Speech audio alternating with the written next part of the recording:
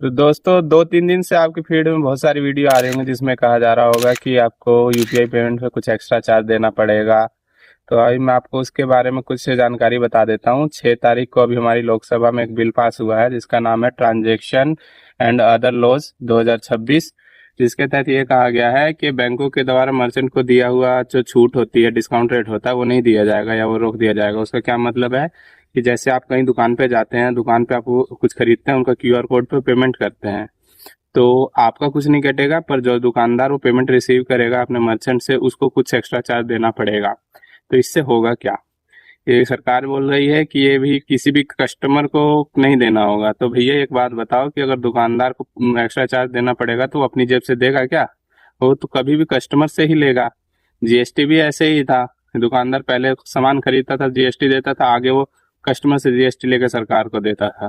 तो भाई कोई भी बिल आए, कैसी भी बिल आए, देना कस्टमर को ही पड़ेगा।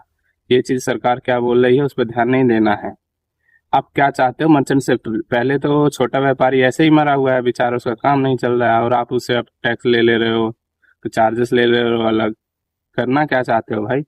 एक और चीज है कि जो लोग बोल रहे हैं कि 2000 या उससे ऊपर की पेमेंट पे कुछ एक्स्ट्रा चार्ज देना पड़ेगा, तो ऐसा कुछ भी नहीं है। सरकार ने अभी ऐसा कुछ भी जारी नहीं किया है।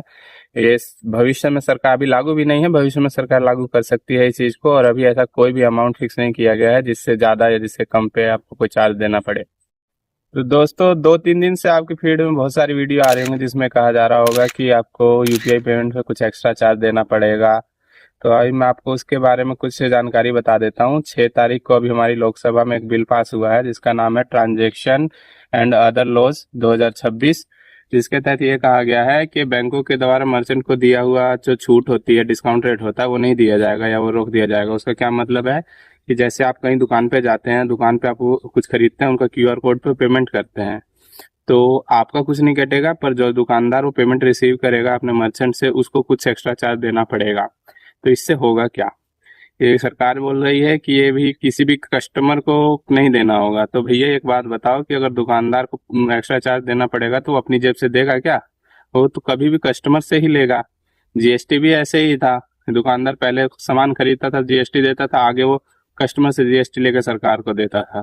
तो भाई कोई भी बिल आए, कैसी भी बिल आए, देना कस्टमर को ही पड़ेगा। ये चीज सरकार क्या बोल रही है उस पर ध्यान नहीं देना है। आप क्या चाहते हो मर्चेंट सेक्टर? पहले तो छोटा व्यापारी ऐसे ही मरा हुआ है बेचारा, उसका काम नहीं चल रहा है, और आप उससे अब टैक्स ले रहे हो, तो चार्जेस ले रहे हो अलग। करना क्या चाहते हो भाई? एक और चीज है कि जो लोग बोल रहे हैं कि 2000 या उससे ऊपर की पेमेंट पे कुछ एक्स्ट्रा चार्ज देना पड़ेगा, तो ऐसा कुछ भी नहीं है। सरकार ने अभी ऐसा कुछ भी जारी नहीं किया है। ये